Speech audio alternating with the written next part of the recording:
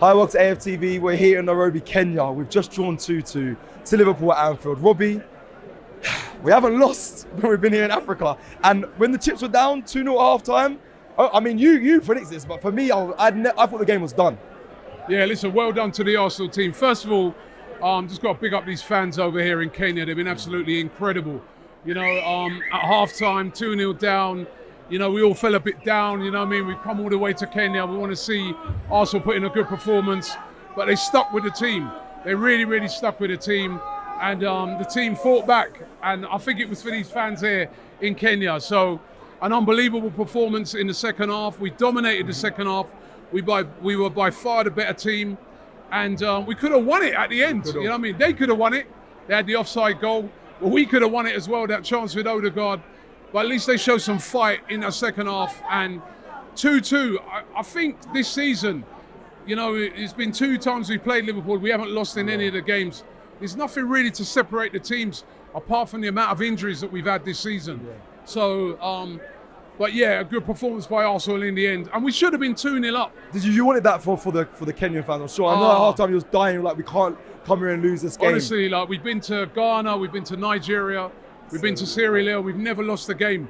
This is like the biggest game we've played abroad, taking on Liverpool away, right? So it was always going to be tough, but 2-0 down, I was thinking, oh no, please, not for these fans. There's about over 1,000 people in it.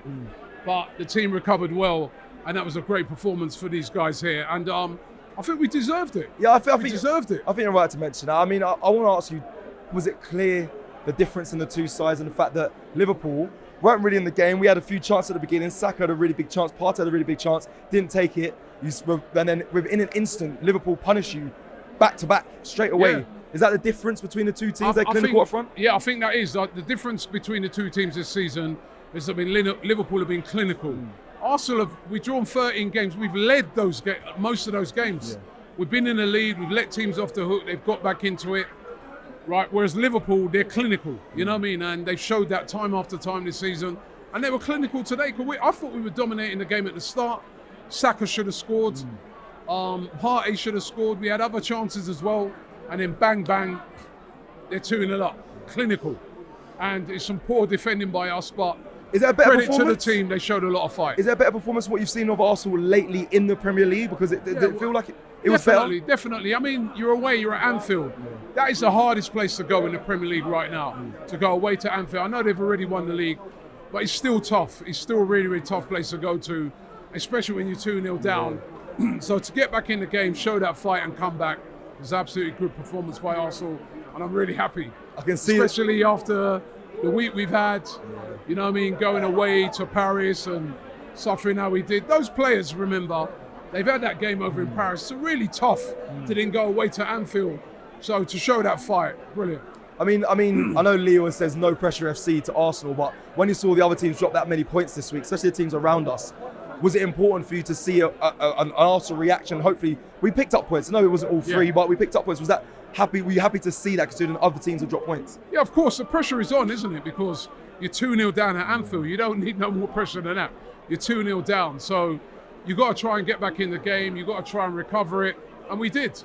And as I said, that chance at the end, Odegaard, who we've been moaning about him shooting, that is the time he shouldn't have shot. I think he should have cut the ball across and we could have won the game. But he did shoot that led to Mikamono's goal. Yeah, so. He did. And I thought Odegaard had a good game.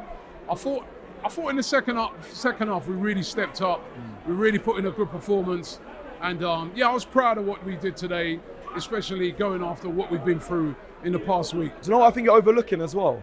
You're talking about being proud of the team. The fact that, you spoke about injuries. This season's been a difference between Arsenal and Liverpool, but Declan Rice was out today, which was a shock. Timber didn't figure either. So to get a draw at Anfield needs a little bit. I think it deserves a little bit more credit. And I thought players stepped up. I thought Ben White in the second half, he played really well. I thought Odegaard in the second half was good. Saka, all of them. It's like the manager of Goodman Rocket at the half-time and said, come on, guys. Pride's at stake here. Yeah, they've won the league. Yeah, we've given them a guard of honour. But let's go out there and do the business. I thought we were really, really good in the second half. And I just got to say, Liverpool fans today. Let's do it. Trent Alexander-Arnold. I know I was going straight to that next. I like Liverpool, and I like Liverpool fans, right? Same. Despite the fact that we've lost the league to them, I think they're a very classy club. I think the way they handled Trent today was That was bad. That was unclassed by Liverpool. I couldn't believe it. Obviously, it's not all Liverpool fans, but those fans that were booing him when he came on. But, I mean, the guy's given everything for the club. He's won the league with you. He's won the Champions League. He's on to pastures new. He's from Liverpool, man.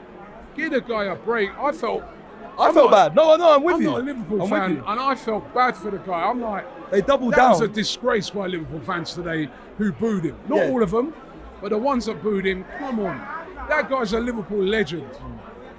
Give him a break, man. I mean, like, honestly, I couldn't believe that. They're going to be saying, we're Liverpool fans, you can't have an opinion on it. You don't know what it's like. It's my opinion, Liverpool, your fans are normally classy. I get me, you know what I mean? Liverpool fans have been through a lot over the years. What happened to their fans, the 96, all that. And I'm always right behind that. Every time I go to Liverpool, their fans are so classy. You know what I mean? Right? They'll give you the banner, they'll give you the stick. But they're great fans. But I thought today, come on, Liverpool fans, man. That guy's giving everything for your club. I understand it as a fan. You're hurt that he's leaving. But that guy's given everything for your club. Send him off with, you know what I mean, give him his due. He just won the league. You know what I mean? You just won the league and he's been an integral part of that. That weren't good today. Were you surprised by it? Because they doubled down by doing it. Every time he touched the ball, they booed him on top of that. I didn't like it. And I think there's going to be a lot of Liverpool fans tonight who booed him, going home, reflecting on it and thinking, nah, we shouldn't have done that. I hope that's the case. But I think their fans are normally classy, but today, that was bad. That didn't make them look good. I was in utter shock. You saw my face. I was, especially by the match-going fans in the stadium and what he's done for them. He's a Liverpool boy. He grew up through the legend. Yeah, man. Let's we've got to cover the whole game. Mikel Merino, we ended up with 10 men on the pitch. Yeah. So I mean, your thoughts around that? Because listen, he had to do it because they would have been in to score. Yeah. I feel a bit sorry for him. He looked absolutely shattered before that. Maybe we should have took him off. But he scored a goal. Mikel Merino again, another big goal for him. Gets the equaliser. He stepped up. Jakob Kivior stepped up. Yeah. These guys, the amount of injured players we've got, and these guys have come in and stepped up. And I've just got to say, well done to those players. Robbie, and before I go, I've got to just say, for these guys, these fans are in Kenya. People, these fans over here are unbelievable. The passion of them. There's over 1,000 people in this place. They've been brilliant. When the team went 2-0 down at half-time, they weren't negative, they were still believing.